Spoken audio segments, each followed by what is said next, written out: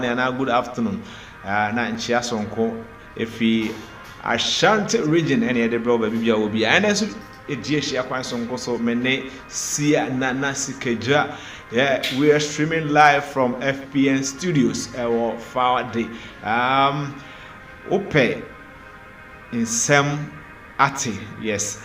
The domo suko about one world religion, and I say one world order, and now one world government, and I say governance are video no manenda haya nana sikedwa TV. Na bomodi I say obe share ama foforo so enye bi ahwe na afen so wa bomodi ya no afa number no nia wonti ase na wafre and I say why voice notes from kona na edin komo nana eyo obi a wado esuko ewo honhom mu honam afamu yare ahodo sey edwumasem na enkoyie usikasem akwantuo no aware no aye bcbc basa bomode afa numbers na e screen ase na friend na ndi hu nkomo na obenya anu yie sonko ene one world religion, one world order, one world governance no yes sign esisubiem episode number 2 and then the bro baby will be however you find yourself any international big up say no chebebo apem na so do media so nana ma fa ba so yeah because right we shall me there akoyi akasa 723 and then so you dey share kwa so last week and I said last Sunday it didn't come out one world religion which we dealt with economy. Now before you be run to the Christian religion no about one world order, one world religion no a bit of recap of the last week no? Yeah, there are 2 for young couples, right? Say na ye dey marshal about the inside, right? A jackal prayer that was the dinners Daniel you can but when you have a mount so soon right? Today I'm going for 2 million ordinary kind. Okay.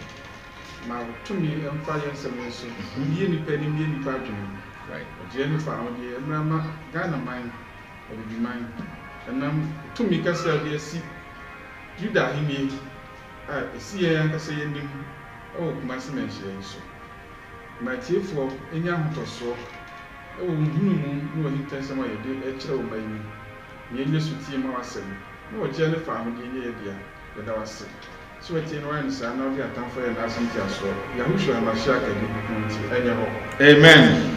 Amen. Right. And then no. Right. So last week Wednesday. And then just and it's Sunday.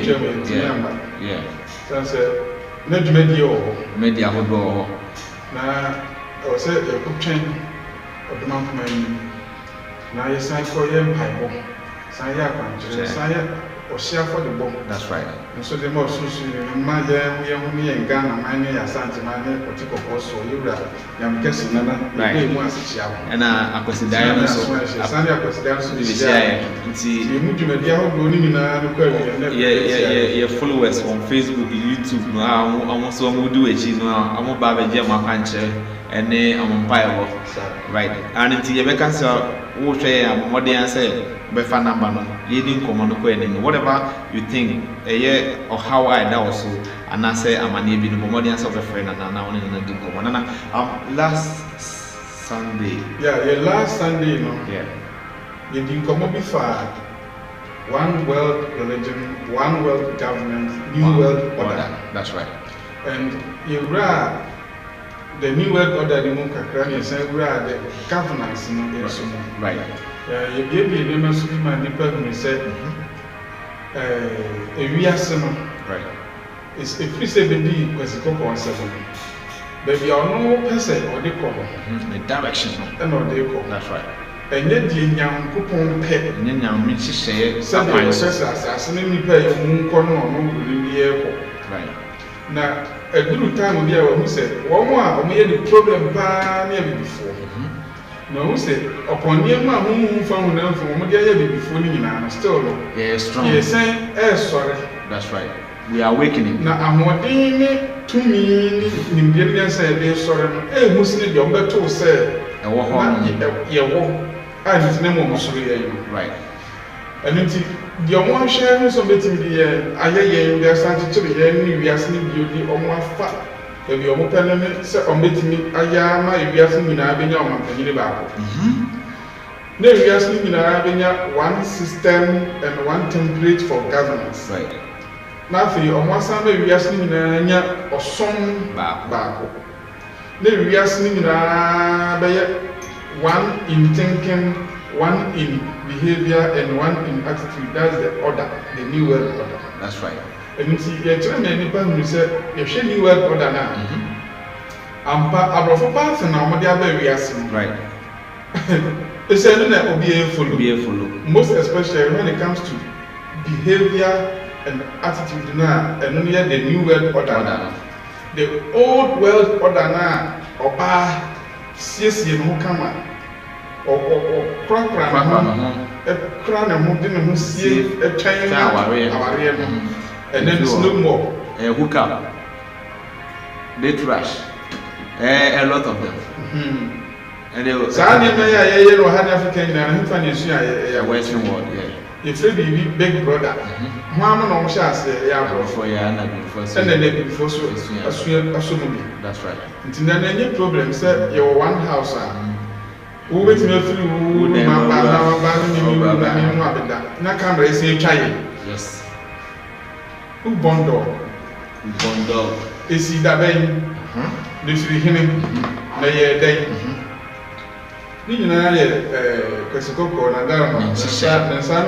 Right, they want to talk for now. You intimate room and there was some kind. Right. Yeah, many people said, San Yama, and yet the young people can say because young people might be free and work. But the Brunipers or the Remuno, as I say, or the Eura and Wasuni and one. And in Tina Mapa, gays and lesbianism so about to say, Nancy part me while incest, cramming in the party, very good affairs. And yes, some people who say economically in so no more crepue, but he said the idea, which is Yanakasia starting edge, your natural mineral resources in your mines are hot, you're nationalizing. Now, ye keep resources, not yes, I industries, and my youth near. Near starting future, now starting creative payment systems, I would say. We are so create and candia from I say, yet here one almost when you break. Sir, I'm wondering, yeah, my one time. It's why I say, oh, Piana, what to one of us or teacher woman said you open. I was saying you put two and you come. And I said, oh, yeah, this woman. Nay, they are bread and winning us, no more by. So, President, why a bit you kuno, none share and fishing or was there will be a not a free one, not a and the best story as spiritual head. I bet me one particular country, let me go back to the race, animal roots. Now, what me I am powerful. That's right. I was said, spiritually done. You couldn't, so I say, brother, so I see you put any mass near your own concern, or say. Right. At this venture, Africans so in vision say this is the right time. Say or say one that is United States of Africa. All heads of state. Abaya hodua etre mweshia or Africa. Akoben kuma maya mami say this is the time. Dear, and until you say one president. Now in one Africa governance, I'm going to try Amusika, I'm going to BRICS. I should share who will be a much Nana.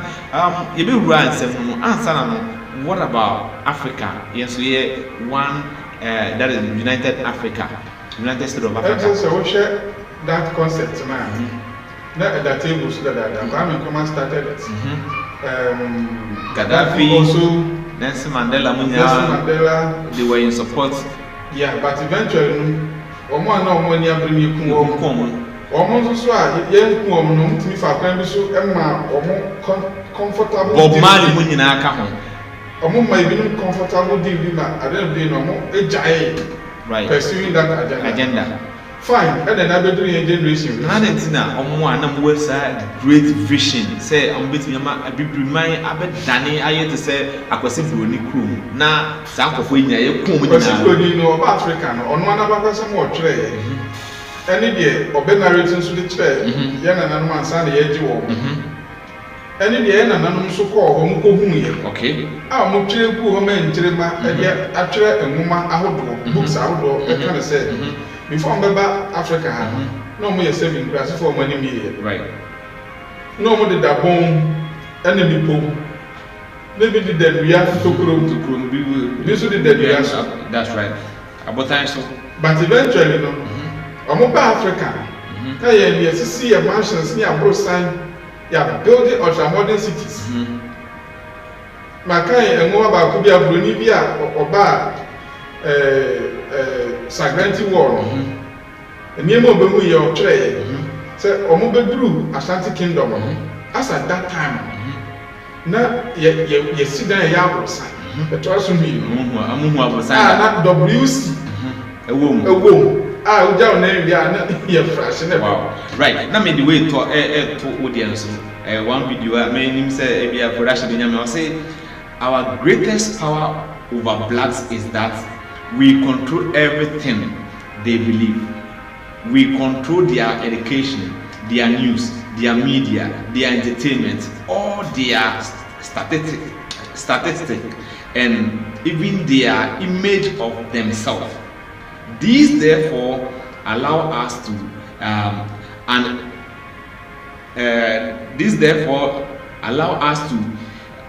indict blacks with disinformation to design to instill. This is what I have here. Nana, what do you make of this? And before baby say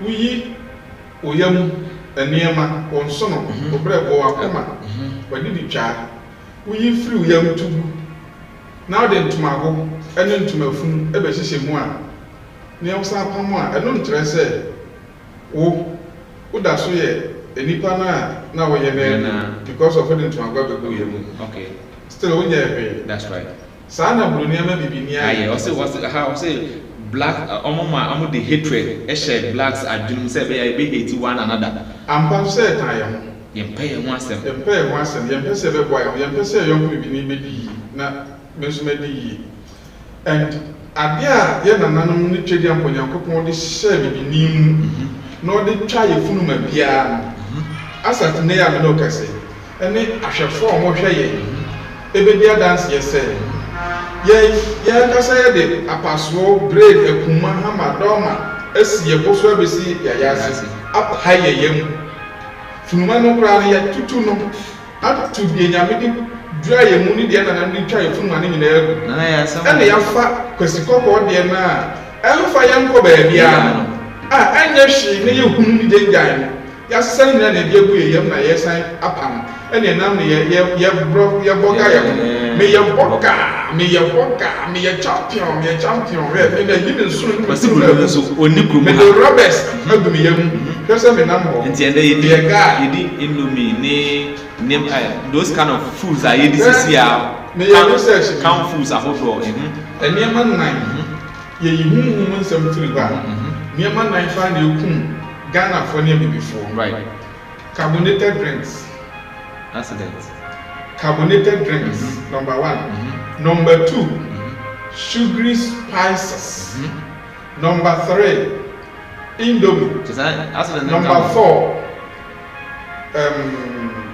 insecticides yedigu enuabani nuane a yedie so number 5 accidents but we enipa nyarwa efrisa enema nan ache wo ekum wo na ekum wo na busu kum accident ma Africa intimi nyini nche but yen na ye wo abakwasem se onipa timi nyini na opese osora na abetena awie no opese awia no ejan frisuru ntoni mu na onhye no mfa emusie ni ntutu ne frama ne wonko wow na ebinim so timi ya ampa meja no if we are not sure, because when the pair 700 years, when the pair 900 years, when the pair 150 years, when the pair 250 years. I'm not going to be to me, and I with it naturally. Okay, through vegetables, and then come first with the news you are one. Anyhow, I know more bent nature, and then more from papa. Wow. And your man or money a home, right? In your woman encounter, and then a energy. Wow. But in any because the copper daruma or my tuning in your pie of union at work. Right now, you go and then you make it. And then you ever heard the religion, right? The one word religion. One word religion. Dear Adi na adi tam na etutu nkrofon bagu form, right? Christianity kwasi broni a de ba na okaka se bia e kan se brofo ebu ye na no na etu sa English bo abrofo no kasa a mo di abro ene na no fe no brofo. Okay, I'm the dear brofo no. Na dia odi ye wa bro, odi ye wo mo bro. Okay. Omutimi edada ye na no omutimi sua omo kasa no. Na omo so kire abrofo no ye nso ye kasa no. Ena omutimi ni ye no di nkobo. Ena ye ye ti omo nkomo na se. Ena omo so ti ye nkomo na se. Ena omo koye. Ena omo ko siesie omo nkomo no yie. Ena omo de nkomo no foforo san beto ya adwene mo fra na ntoma omo gina no so no. Ena omo de boy fom na omo de boy hwete tie de o se wate o kasa o de akonkwa so o so wate ne kasa ntia fe de o ka kire wo bia no wonti mpo a wonu ya bi go o chen akote ono no be tra se aba wo kasa mu a so in this case it just say yensu ye before bi mu ka ho na abafo be nya dominance over us de broni be de be your religion mu nyina ene broni be no oga na ha wote nso bi ani ha ba wate egu ho no de ekọ de omo be dua ye aba na efiri we tire na ye akase ya tete ene ye dua se de omo dua ye senka ye no ye nyansa ne enim die no ye hunu se die nyankopon de mai na no de omo di twa ye funu ma no eno ne original eno ne the pure uko india na mo da so eno ne the holy one. Yes. Enu ti ye bekoso akora no ye mu a enka sori aye tini mina ne nke ye betin wo ye nananom som kwan so nim die kwan so. Wow. Kaya no som no ntiti nsori no en doctrinati en sori ma no wo kwasi broni nim die kwan so. Ene ne nkyerɛkyerɛ ne nhunu mu kwan so because broni hu nyankopɔn da na broni nim nyankopɔn twɛ dia mpɔn kwa me. Wow. Na oba be kyerɛ wo bibini a wo nananom omu firi ni mu elfina sifiba ye no waba be kyerɛ. Wow. Bible na da from apamda da ni nyina e de be sia pam hofro no broni bia ni ho abegwaje wiase nkwa broni bia ni ho abegwaje bibini nkwa eye before ya. Right. From Adam to Abraham to why na wo Bible no apamda da ni mu a Moses oye bibi nyankopon de ye bibi oye kwesi broni ti Moses Jacob na mo kaka omo nyina ya tuntumfo kwa ebinim asefo ni Ghana fo ebinim asefo ni Mosifo ebinim asefo ni Kanjaga fo ebinim asefo ni Gbanfo ebinim asefo ni Yoruba fo ebinim asefo ni Igbo fo ebinim asefo ni Hausa fo. Wow. Ebinim asefo ni Dan asefo kejeji ni nkonya so lebe ye den a Volta region bibi bia fa nyamsom ene nkwaje hu bia ko bibi mi se Davida ni nyina ya broni ena ye nyina so ye migrate from Egypt. Broni a odi nyamsom bre wo so ya mpa Bible na emu Bible ne say mo ba na ma be ma ne be ma na ma nipa ni abo anna but say nipa kro na say gina osun na mu say me na me yeko na me say e ma mo pene na ma mare wasafo e me ma mo pene na ma mare wasafo e me asofo e mo pene na me ma fa mmoa embre sorry dem me yo mo ma ye no mo mare and obi timi de ne microwave ne rice cooker ko gina sorry dem near register or any court to a man. No, a fresh so or no better than the microwave rice on the crack, on the canal. Sakwasi Bruni, Sakwa will even to me to walk heaven. Sakwasi Bruni, so Uko Egypt. Jamai adokro pa ewo almost street so yes even na hon ma with me for freaky just a brand name fire to freaky now it's in bebre na the same Bruninians that so say nyame so you religion the word religion as you say Christian religion obi apa sorry aswa Bible the Bible ne kakraka che dem ha or cancer, no, as I can see, or cancer, no, I can see. That's right. But Christian religion, Islamic religion, Hindu religion, almost the meaning of the word religion. And then the religion, the word religion, it's a Latin word, as Yanni said, relegate. Okay. And now say what the Bible from relegate. Relegate. Say relegation. Say has no kotokobo bonabia. Yeah, for Ghana Premier League. Na mo amucha the last three. Marie you na yes you are relegating with the Premier. Wow. Shipunimu the moko ebia division 1. That's right. Division 2. That's right. That means you've been relegated. You are dropped. You are cast out. Religion in the form. So religion means born out of relegate out of relegated system. Wow. Who bibinino, you were in the highest position of the spiritual pinnacle. And now your dad wabe children abansuru na odina so na obi ahu na okasa obi atire no be obi agina bia no hu no. Abroni na be yiwo firi sa abro sign na so kakra de na ede sa do abesi fom. Odusi from so afan so fa wasan trophy abrosan compound mansion no baby ekoduru no wayi wa fi ho asan de wapie odu pie beduru ka pa mu afan so fa wasan de wura deep forest odu wura deep forest na afan so fa the biggest lake we forest no na wa kogina the highest mountain so na wa wo and on the point so na wakoto lake ni chongon and we ja wo. Wow. So we take up ball so so we be pim so we duru nsuo ni so we anduru we to nsuo ni mu no so ensuo na me wo akose form so afa mo we beda ensuo na no so abo bia be we wo because if you fa mo bi as we be say still and no na the best and no na the democracy aba and then no yes of and the obi biara when need the religious system na won biara spiritually and physically and morally and emotionally you've been relegated.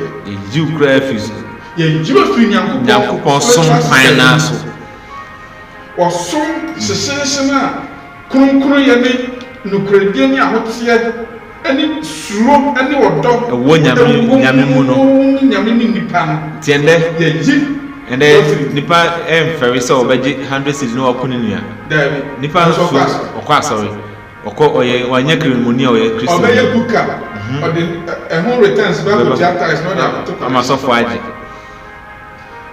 obeba kwaje bride no akwa ko nipa panyini and I said obeji sika obi a obesa konase so and they say and make me say e ka hontina contract killings e busu wo man ye wo doctrine bi abroni di baye eno kra na wiwi enipa ni titire before once saved forever saved.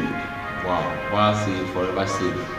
So no do na teach sa doctrine say unyaji Yesu Kristo di ne bo so nko a dia asa the obey be heaven you make it your abortion 100 and it's obeko heaven and it's obofo ka say eni obi ayere na eni obi akunina na kopa repu ma wo mpotamu nyina na de kwa so fa so de kopa chawo and it's na dia obofo reverend obofo baby obi amchiawo and afi so ye papa gum e ka say Bible a history book hwɛ to me be any me niji Bible na me pe Bible na me kan Bible ne say Bible ne nyebroni dia editing no be fa close no e tablet no ne history no e ne practical life and no be fa ko e no akoye editing and no dia aba e nyebroni dia and moreover nye Christopher dia Bible e Judah for general Judah the say na yen na no ka ho na nanom abosomfo na nanom ahemfo na ya dane mo de na ni so ya editing kakra wo na ka che me no mienu say na nanom de ne ya bosom even in New Testament no amen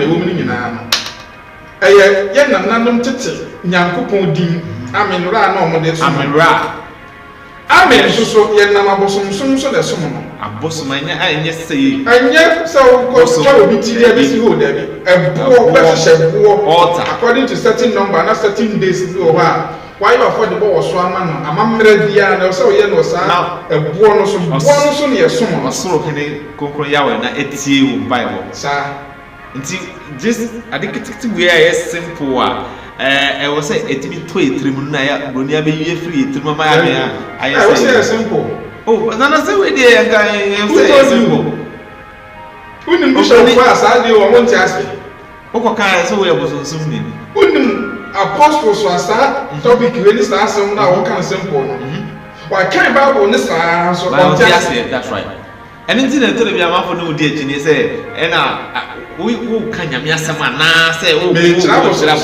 ana say me body person monson bosom but listen to whatever we've discussing from beginning to now ebano religion ebano abosom ebano ahonisom nina ne wa abosom som you are deep ya nkupon twedi ampon no osoro ni ya wa kunkun no ode abosom som na ma ya bifo eno ne kwantere ni no kura kwan ya hote kwan ya ofa so som obo ade na won kanipa mojan ana ahonisom no nso ode ma amanamamufo ana amanamamufo no afa kwati kwan do omo no ahonisom na bere ye before no mabagyen abosom ne ko nti nananom time no na obia de da ha untimi mfa won sanka eye den na Yesu Kristo abewuko said yo ka kire ye ampa eniem dada ni nyina etwe eye adabo foforo enti nka sabere ya yakasa idie enka nso se ye kasa nka ge hu asemba lesbian hu asemba and moreover beba kro na nka nsese asore no na ebe chichire ye nsagu ye chise asore biara opewu mpewu makwan na wa asore dem ho mema ne mema ma wa right aseme die ye tene hene na emre ko bosomtie ben na ubetimi akogina na se woni bema ni bema ko ware na obane ba ko se ma ni mama le se nya asore ya ehimfa na be ye kunkun sa na ye fa ni pa fu akọ heaven na busudie we na mani o ena ye chichiri nyina ya ko si Christopher abobo ano pope abobo ano because ono so edges adding to abrof ma de Christopher sun bre mi kasa enom di ye say the na metim say e obrofo no kasa je fe no obrofo say na say no so mboro pa say ye no to nchen a kasa say oba wo no na wan kire no wo kasa na na kasa wo kasa mu a na obi fufuro ba peke no o firi won nsem no ko kire no na ne kasa no say nipa ne kasa mu a ebra oba no sa ba won nchen no wo kasa na one ne be kan nyina e be foolish I want it e wona adwene mama kasa mu no akonko asum e wo obi wow enchen right English no abroni ni braye osom no so ade braye wo English kasa mu enkamosom obroni ni braye wo Arabic kasa yenti ana wa train ye mu bi na yati na yati e dia dada yen brofo no so na yenti ana wa be train ye na yati ana ye bu ye chi no say any ye local dialect ahodo no eno nye ye at the time at the time e twam enti ene wo akwala na wo ne ka bo obi bia pese opirichi wo brofo ye wo akwala obi bia pese o tichi wo brofo obi bia pese ne ban hunu abrofo sum abrofo we ya fa so sum nyame nti abrofo we ya fa so bom paye And then see asesa yedin from Kwadwo asa. And then asem wa Nyankopɔn bɔ ho kokɔ sɛ ma yɛn atuntumfo yɛn soma honini no. And then by the mighty powers of Kobroni and the year before yɛsoma honini. Ahonini de images, icons, idols. Asɔre bɛɛ mu na yɛ Roman Catholic asɔre bɛkɔ a wohu idols. Mary statue, Jesus statue, cross, everywhere. Asɔre bɛɛ mu na wɔ. Nana before body. Saa nneɛma wei na Nyankopɔn sɛ ɛyɛ ahonisom. Right. Nti ma wo bidini mɛn. Saa so ɛno so na de agya bɔ so. Ɛna sɛ yagya bɔ so. Asɔre ahodoɔ a yɛsi ohoni no esisi hɔ nom a yɛso. Now, nti sɛ wo nana ɛde buo gu hɔ. Na o yɛ amammerɛ wɔ boɔ no so. Ɔbɔ mpaeɛ wɔ boɔ no so na wɔse na ɔsom bonsam ɔkɔ bonsam gye mu a bonsam no ɛne ahonini na esisi hɔ no ɛno na Bible kan no ɛnyɛ yɛdeɛ Yudafoɔ Israelfoɔ mo nyɛ bi ɔsɛ mo deɛ boɔ na mede ama ɛna saa time no nananom deɛ no boɔ no a yɛka ho asɛm yi na de protection ma yɛn nananom nyini kyɛ it does a lot deɛ nti ɛnnɛ ma menka no dɛnkyɛ abusua no ɛmba nim koraa ɛtumi de ba deɛ nti ɛnnɛ mmarima ɛmpa ahemfo no bi asɔfo adiifoɔ ɔman mpanyinfoɔ amanyɔfoɔ wopɔ asɛm so no obiara dwane ne obiara so ni sɛ saa type of ɛsom no without purity of heart and holiness of the mind. Yes. Wontimi nyina bo n'anim nyɛ amammerɛ nyɛ mpaeɛ ɛma wo nsɛm nnuru ɛma wo mu ayɛ mma ɛma wo mfiri hɔ nkɔmfa wo ho ni something will happen to you. So ɛno nti na Jerry ka sɛ yɛmfa ntoa ɛnkɔ soɛ a up to now mpanyinfoɔ ntimi ɛmfa ntoa ɛnsoɛ yɛmfa nkosua koraa nso ɛkɔ mo ntimi mfa nkosua ɛnsoɛ. No, they can't. Why? Ɔno ɔba power onim pete sɛ wabɔ killers paa ɛmo mo akye virgins 9 ɛtwitwa wɔn ti agu ne honini so ɛnyɛ ne bosom ɛde agye tumi wakɔ obi hɔ ma nipa na hyɛ honini sisi hɔ wagye nipa 29 mogya atwa agu so ɛna ɔde aba power ɛhɔ no adi fɔ yɛnka sɛ ebia ɛno nti sɛ wɔba abɛsoɛ na wɔde kosua ne bɛsoɛ ɔtwa di Nyankopɔn kɔnfɔ n'anim ɛne nananom nyinaa ne nsuo ne ahohom anim ɔmo di asɛmtene no yɛ akronkronfoɔ abɔfoɔ ɔmo yɛ fitaa ne nso ɔmo de yɛ tuntum anim na wabɛdi saa nse na Yesu aba abɛgyina hɔ ɔbɛ strike yɛ wowie a na afei yɛagyaagye wo kwan bɛn na ɔfa so a ɔbɛgyina ha wabɛkuta kosua ni wo ho te wo ho nti yɛbɛ strike nti obi ampɛ right nana yɛhwɛ before akɔsikɔkɔ bɛba no na yɛwɔ empires yɛwɔ kingdoms. These empires and kingdoms were civilization that we can say through civilization and sana democracy ni nema hudo bi be kata yeni.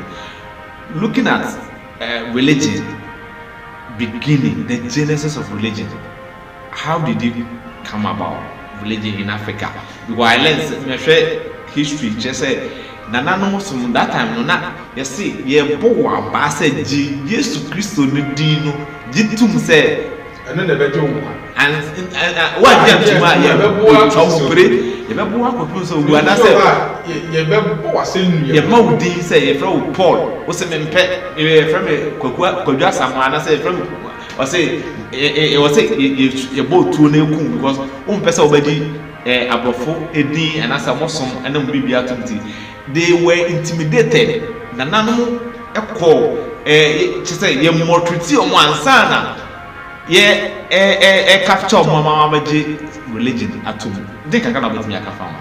So ye hwe ebra ye can say religion started in Africa.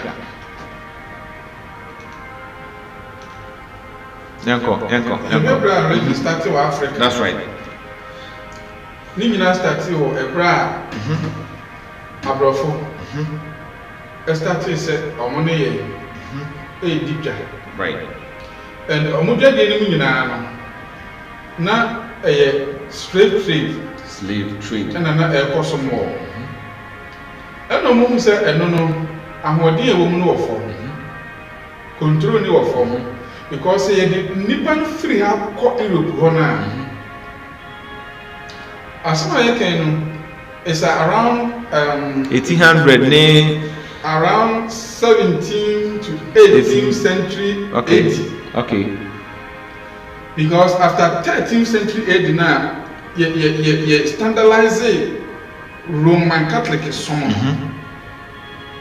na enyam pio Africa 14th no 15th ne ba ne na just trading na I say trade no so was trade no so koson kakranka okay ase and I say bola so just say galam say ya o after 16 17 18 19 18 ho na afi and the bie no so no be force e wo wiase no okay mo tisi Africa and no say say Arabs ne kra no omo no be slave trade ni wo ha and ye yan so ento aso and asore ankasa so de ne humura and Nina was about say ye boy ye chrono because you go say before no free hako abuchi na records all na make you almost still not before no spiritually and physically no ye powerful control and control why because ebinom no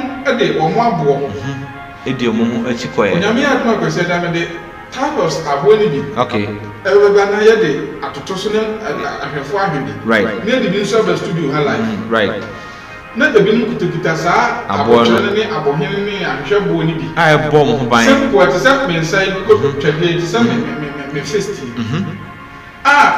for the nano precious no kasa gusukura na ne ntesukura so so ana eye djuma eye bibi ma no what the tuni dem no what the nsuo kura gusukasa eye djuma na eye djuma ogusu nsa eye djuma what the nkoko gusua eye djuma adwemu no de gusua eye djuma oil the person for the krom oil kura no be hwe gusua eye djuma na sa abo efu yi abesesa sa abusum na abo they are from say no these guys are still powerful and no mumu said any your sumo I that's wo mumu because I need the that's wo mumu okay omunya mini din no and no ma honhum din no and no ancestral names no and ancestral spiritual powers no it still controls them and they still control those powers right so you be any and no devices say me mumma yen extend the religion na yen mo doctrines ni dogma ebemo omo jai sana ma wani nyina chiridi so they dictate our media so the book we dey kind of friend the Negro Bible okay and no na slave for nko na sa Bible no ya di church o hwe sa church na ewo mu na about 60% of them e ba be di upon who free especially epistles na Paul chire the apostolic records no there if free Matthew because see John and the Revelation and can I say John to Revelation John to Acts of the Apostles right and some of the way okay but epistles no the Paul any other writers no tray who can Negro Bible na word to word the pure epistles so they started controlling the minds of those ma hye wo mo ma be wura asum ni mu enti utia na de ba bia na afi de wo nim nyina ne de wo won nyina ne wo sum nyina na afi mu no no wadun na abeye useless dia ma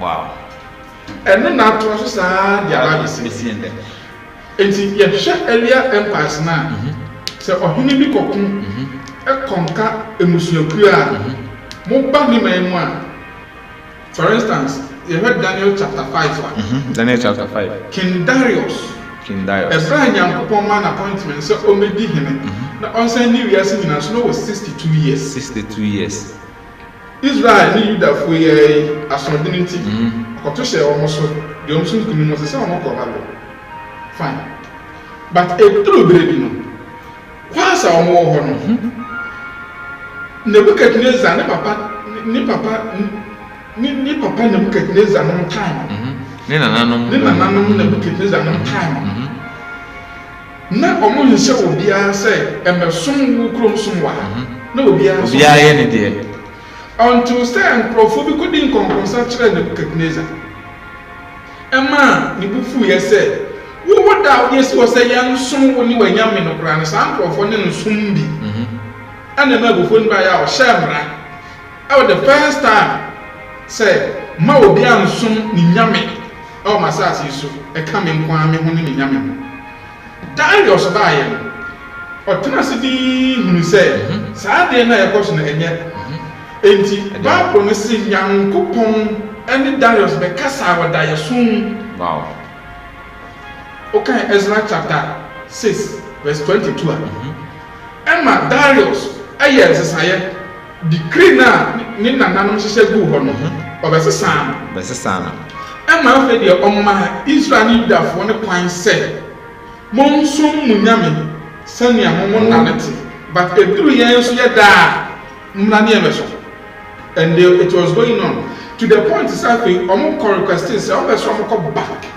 no omo ko si temple ema Yahweh akonkuni Bible say Nyankopon konkuni ni twede ampon no koi ekot ni ko kasa na kuma ba fom ema na kuma ye mre no otie o wasem ne ma o ma wo mwa no just we take keke o sa ma wo mwa ema mo di si temple no back and o sa be share o musmas right that was the beginning of say afa ye hye nipa say mo bi anso ni nyame ene ni so right e free ho no a prof be hu sa records we and o mo call ye Omko organize religion ni na masan structure 13th century AD Emperor Constantine asham brakiti say wa wonji Yesu Kristo no en samre kan na Jesus na ye Isos wow na ye ene be ye Zeus to Isos to Jesus wow and o mo shakiti say wa wonsum Zeus aye Isos ne ba Isos aye Apollo no eventually ebeda ne ono ankasa Constantine yehu because say letter J na and the elder the wiasna letter J was invented 1524 and you say the Bible calculating year 2025 every 1524 one 501 years. But Yeshua, Jesus, obewu ye no 510 years in 1 year. Obi amwa mo kan Bible ni mu say wa bewu over 2000 years ago. That's right. Dey 501 years ya na betu ni Jesus. Na mo sanga so obesan ba. Na o say ka kire say sa Jesus ne besan ba. Fine, Bible na mu no bofo ne call Mary no say ye be fra friend din Emmanuel. Enye yi okay Ima ye Hebrew word meaning man and mother. Okay. Emmanuel Nu means son. Okay. El means God the Father. And I say Eli.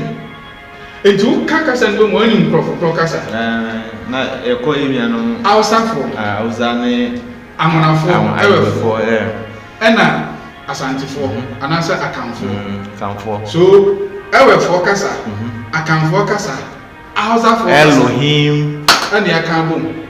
Elohim, Elikim, Eyanafo. And I'm there dadayen. And I say now I'm that okay. Until I'm saying Bible before yeah stubborn ones Israel right now and it kasa just 501 years ago ebe rap of kasa ni bro for kasa na kasa standardized no ebe 1200 years ago na even English language and kasa kra ebe yes ebe hini wo wiase and je no so be ka kasa na ho no about 501 years okay. So I had that, and I let the general abaye the major factor for salvation. Right. Sorry, I would do it here. Now, as I said, one word And I say, can't say one word religion, one word order. But yeah, band SDA, sorry. I must say, I'm a band SDA, sorry. And can't share Bible, no, so my as I say, or say, for being come home, from so then now. Even convention, no, Chata, no granny Ghana laws, no grandma pine said, American laws, no grandma pine said. Any peculiar or pine said, or multimate actually or soon our pet edition or no more soon. So far as I say, or someone. Etiatia or minor farm or my money or minor brand or minor farm deals. Right.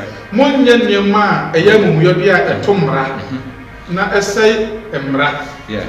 It is a woman, yes, I didn't want the other Bienua is small pine. So it a day na Bruniatmania, a comma, any a kudro say, Sa or someone will come. A section of the Bible has been banned in the US. And also then I work out. Bruni de religion. One fact spirituality in a very Africa. Because Christianity and then a pamphlet from the Bible. Case issues a woman. Suppose it will move you into deeper spirituality. Into a silent Bible. The intention is said, being a spiritual person, you will become more powerful spiritually, and you will be aware of their spiritual manipulations. You'll be awakening, and you'll be aware of their physical manipulations, and you can put a stop to that. And it's payment, and it's omode. Sanya man, religion by. Said the way they be free when you free wagon. No way I remember near to me a kawashi, near Brewasi. And indeed, almost the religion, Abbey or more Jimon person of the year. Now, on person move through another different dimension, different system. Technology word, which is technology worship. One word religion in and yet you, ye Bob Manusa one. No more Baba some technology. Because as you are God, a Christopher will say, Yadane, a Muslim for me, say, I'm not a Christopher. And see, I'm saying, yeah, kind a Christopher, and an unknown Muslim for you now, a son back, and we are going to worship the sun. Every Sunday, a man crowd of my Sunday, we are on who can say to car. Who can say, we are at the end of the Muslim to our cost. Yet you are a treason. Barbara Munsu so any year before Abacas and Munsu da Bena, yes, yes, I'm a madam, and you can see that. It's Jana or no more work, said any one, or sit by force, or the many pa, Sam Medan workers. And as Sam Medan was said, and also, Sautum Branswa, if I have a choke. You'll jail. And you may go around here, you want, you beating your now you're punishable by death. Right. Over your social media as well, and then TikTok has been banned in US because a lot of people are on TikTok and a lot of education. Religion now, why Africans are saying rather than say Emma and Pajian. Within their religion, marriage or Ghana and Africa. A lot of harm. Women, their religion, Abayawo, agriculture, Ghana and Africa. Women, distractions are religion. And they are bracks emotionally, intellectually, morally, Ghana and Africa. Women, distractions are at their brain education system. Women, distractions are at their brain cultural system. Women distractions are their kingship system of Ghana. This means these European people are misleading us. Women distractions are their spiritual system, and spiritual personalities, and spiritual individualities who have Ghana and Africa. Now, on where we, so they are moving to the next phase. Now they are promoting robots, spiritual societies, spiritual organizations, and AI ship. AI no more than Jesus Christ. Jesus Christ now sorry, say 1-on-1 now in Nakasa. But we do service machine so Na apekeo na say. So is this the return of Jesus? This is the new Jesus. Waba. And the secret societies are hold and it's almost promote. And it's about and I'll share this time so a German so I more. A German crowd they forget it. Killings and sacrifice, human sacrifice. I think because any young consum na ya no kre e boss som na ngom no ye de aponisum na be replace nti aponini biere ni wa on hwe nipa moja o de oba ma no enwane enantwie moja 1 million so where nipa ba apunko moja ko ahun so ne so a onye okay and you send the accident is Ghana we bet me the family bet me the papa share so anana so my country said memma atiefo na refo detail as to why and niema the way recently and right. In the past years right spiritual rituals and physical rituals is how young kasa ya can be for any amount of one or more read different secret societies and different UN European agendas ya Wamo wishe moja in millions adi amu omo nini a omo do omo gina ho adi omo building the new world religion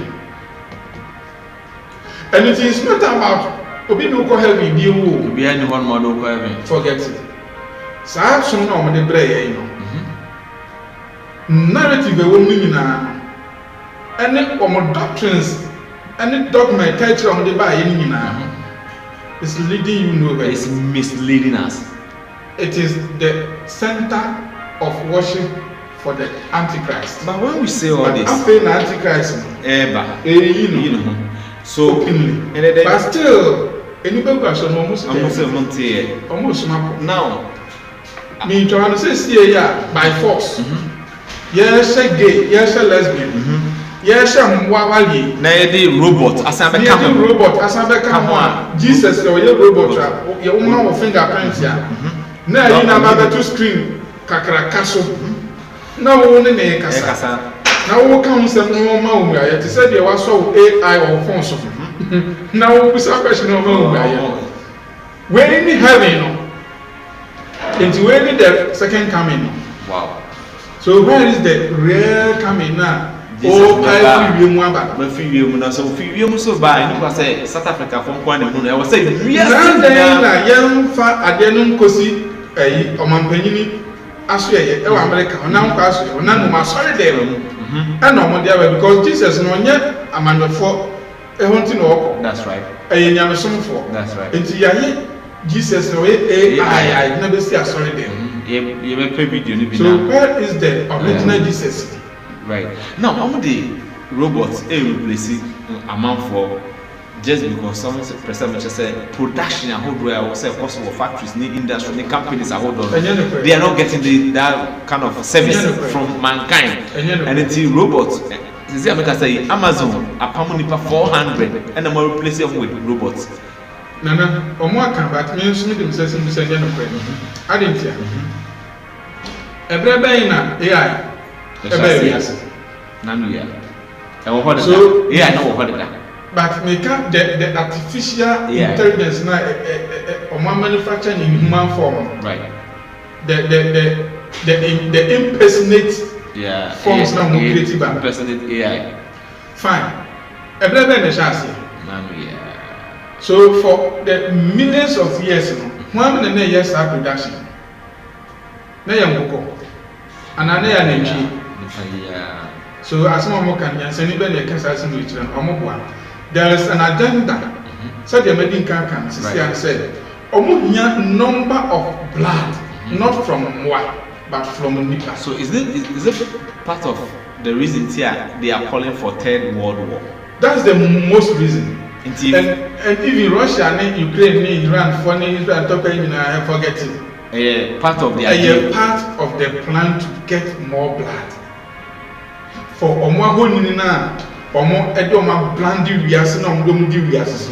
Men forget to say mo who hie nipa moja gu no masa ahonini no revelation naka na mo na sa ahonini enye tumi mo ahonini nye tumi na mo na da kwasi broni so enye tumi a di control wiase ene abidifo so they need more blood enti sa nipa na mo eye o mo sa ni nyina no ebinum hye o mo akomfo ka ego bi kun o mo ebinum anso so ego o mo hu tio ebinum so emuvu ko ba bia enso so mo ko o mu ebinum so ye hye da bo mo pa kom ekun o mo ebinum so wa ya bo o mo pa o mo so semesi ko yesi ebinum so so ba ye to nyarwa a ekun o mo sa we ni nyina abo chemicals number of people so on say o mo reduce o mo free we ase no mo kra no mo dane o mo niema world population no mo teso na o mo di AI ni be sha na mu na mo kakra na maka no AI no together with small army size bia no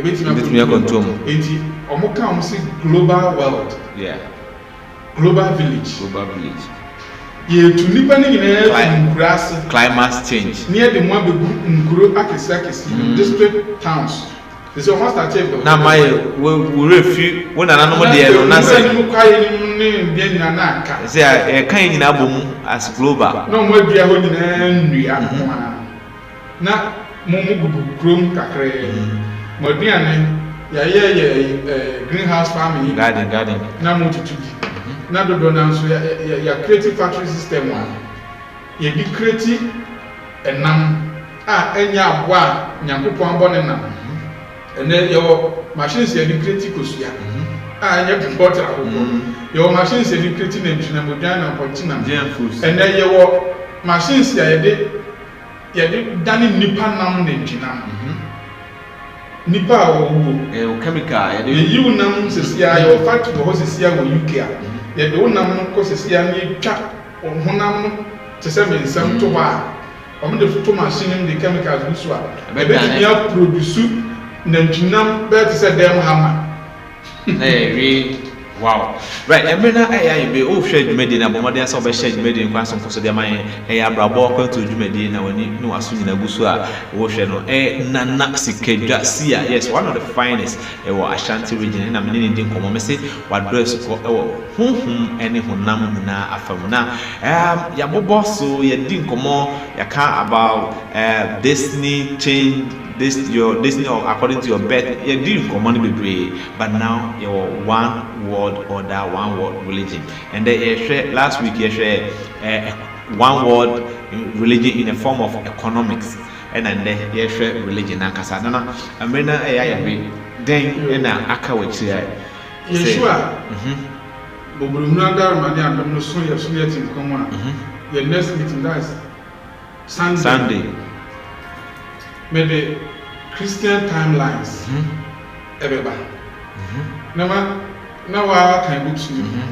na wa ahwefo so check history no mo ahwe mpanimfo ni ahemfo ni ahemafo ahodo a omode Christianity no ahwie moja ani niemo omode the Christian religion be ye se ne be ani pa ohwe mbeti asese me da dia me kan me Kristo ni but me nya kwasiburu ni Kristo ni ban ni bia dabi me ye Kristo ni titi Kristo sumna na wo ho na nanom so ancient Christianity na the worship of Christ no eti nipa mu na edi nipa so no na wo de nipa ani adwonpa ni akomapa mana enante asase so na wo de ye wo niema na wo yi wo nse firi ni bonne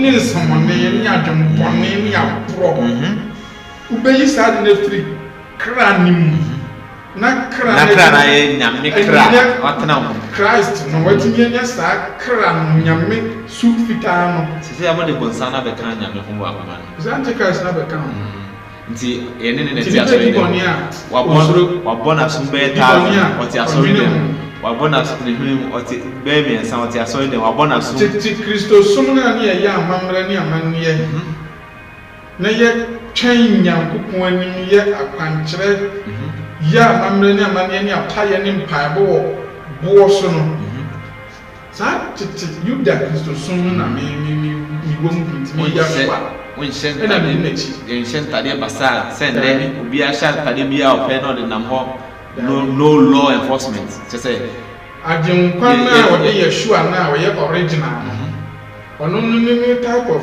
Christ worship no na me ngo nya kwasi bro ni de no de me person ni twa to ma ahwefo ne ati komite ni se seven grade asa so twa tacha na to ya na ono o we nam bia die kwasi bro ni di ebe ye ene de odi ayeye ene de odi yeye ene de o ba ba yeye no ene de ogusu ye se ahwefo mo hwe ye o ye akamfo before asantefo wo ye nkenani wo ye dagombani na wo ti twi ya mekan na wo ti brofo ya me fam kakra bia my brother my sister my father my mother misrew a brother my brother misrew religion na broni di play ye no enye se odi yen be kunyankopon adoma hinwa na nimu ama ye nkwagie but the total dominance of and total control and destruction of the blacks. Wow. The basic passion is one of the asala. Nana sansi subie mame. Kwasi broni na oba ye. Abroni no. Abrofo. Omo the Islamic religion blay. Omo the Christian religion blay. Wo bra na ye wo traditional religion aye na no. Hinduism religion blay. Ye do mo. Ye wo ye na nanom som wo ho. But the omo beto ye no na ye friend Judaism, Judah for some. Enu na mo kasa tia no. Suma na bibini bia wo wiase bia ne asase suya so. Me hu say Judah for some no mo kasa tia religion. E say ye Muslim and say ye Christian. But ye some afofo no ka. Enu na mo kasa tia. Na anu ya fo na no mo didi. Judah. Brafo na say. We are Muslim some we say. Broni ba ye no obeto wo die no. Ase wa be say no. Enu wa yi wa free. Enu wa kata so. Enu wa ye enu no sumase de bua na. Enu ono no de na ya honin sum na obe ye no watie nyankopon no afre nyankopon no na nanu anyame. Enu na nanu ntumi. Enu wa wo kra saye no. Omo de no abre. Enu omam wani agye ho. But wa fam mero se wa de ko nyankopon adoma hemu mu anyampa. Dabi. Omo de sa religions ni na by sane be ya. Omo benya ye di enso. Kra no my enso so religion goes with democracy. Because control and dominion. So they control our resource and dominate everything. Our gold, our diamond, our bauxite. They will end you with destruction. Inti obonsam so obaso oberia no akunu asia enye bonsam bebe ne momoye abroni no abrofo say and then Burkina Faso ye total freedom ye tua ye ka na ya de ye ho ahintanse bi ntira no ye mfa so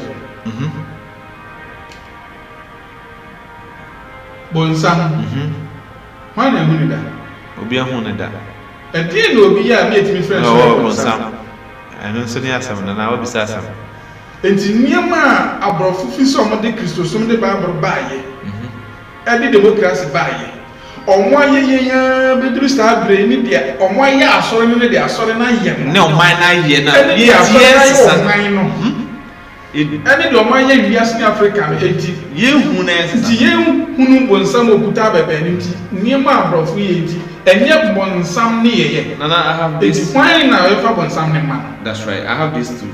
Ti wo hwe bonsam a ono ani bro ko wachi da ko hwe bonsam na wo de Bible any democracy any religion bre wo right ono any bonsam na Bible kan ho asem se wo be wiawo no akunu no asem na we broni ba ne wo ank eno ni the original cross eno no eye light eno de cross fufuro ba ya ye de abana to soro kakra eno so ejina ho ma death right.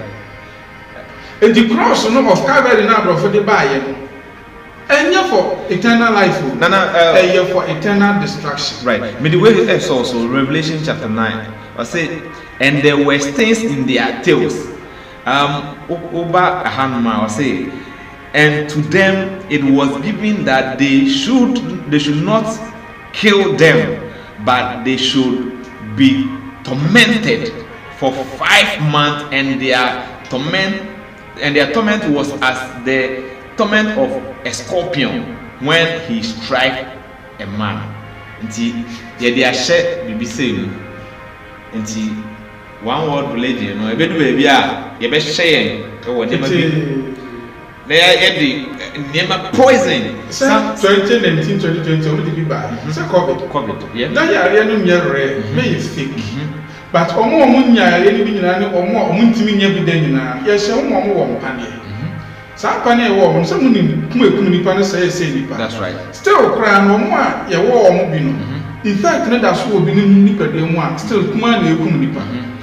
Ebinom so de enche ebe involve na sa create ya efofro. E wo wo amu na a infect nipa. Right. Nana, me sanfa we 12 na yen so many. So say we bleed Africa for 4.5 centuries. We looted their raw materials. Then we told lies that the Africans are good for nothing.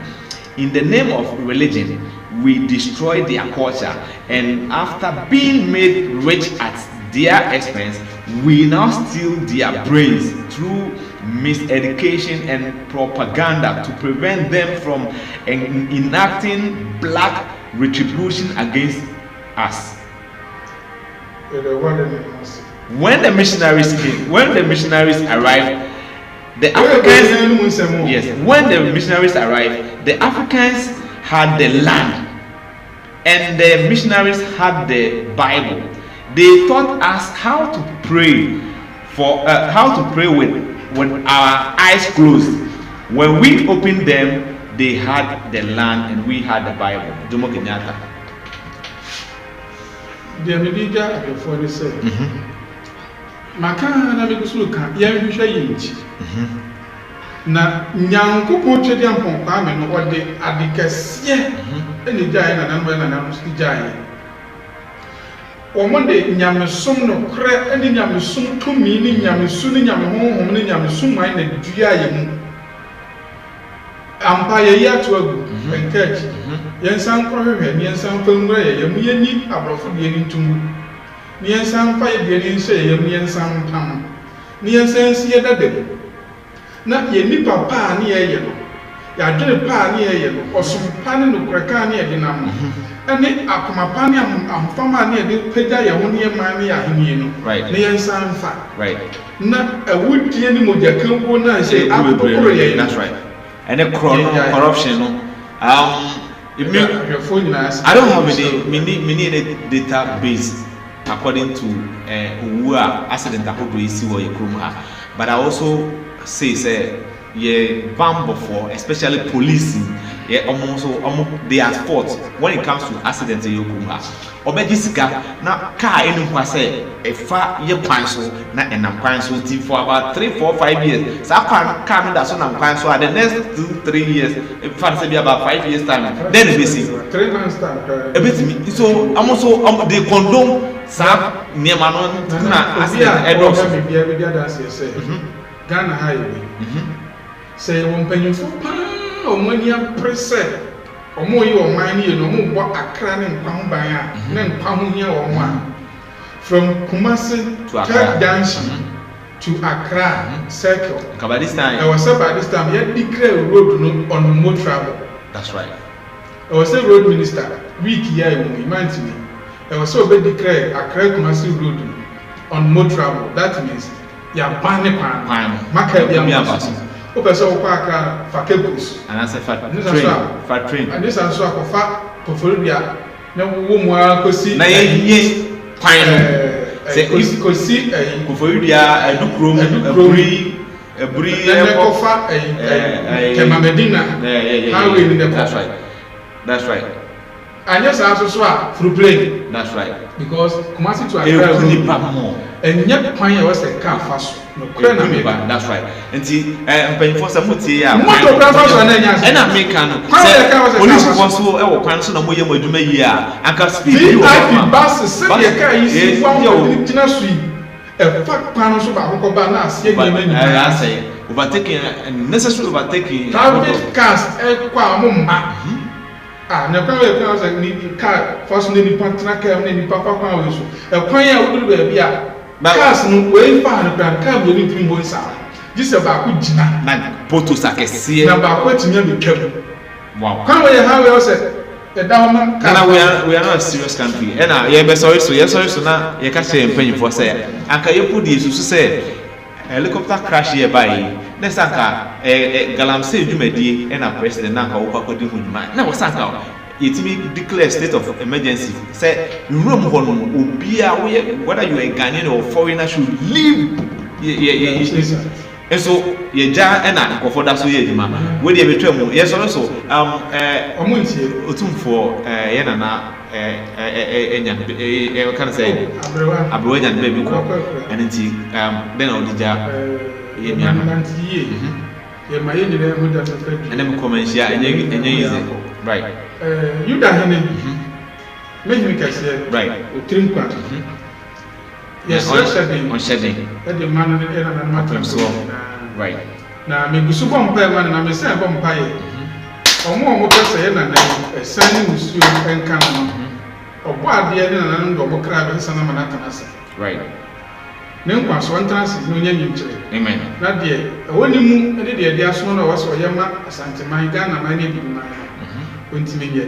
right on shedding nana ishira ne nkwa so well emena ye be ti nyame adma next week be san atanase kwesiara ebe tanase sorry we abrabo akwanto dwumadie na ede ba wakwamu and then so yafa emeno be 3 minutes bi as a 5 minutes MC amade be che and then production hot enya semketo video ne hajme kakranti kechi kakra all the same you can say keep sharing our videos. Make sure you comment, you share your opinions so that when we can read them for you, they be able to for more fan channel.